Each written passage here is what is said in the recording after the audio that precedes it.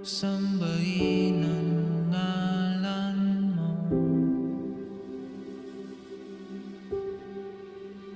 para mabuhay habang buhay sa puso't isipan mo. Sino pa ako para mapansin mo?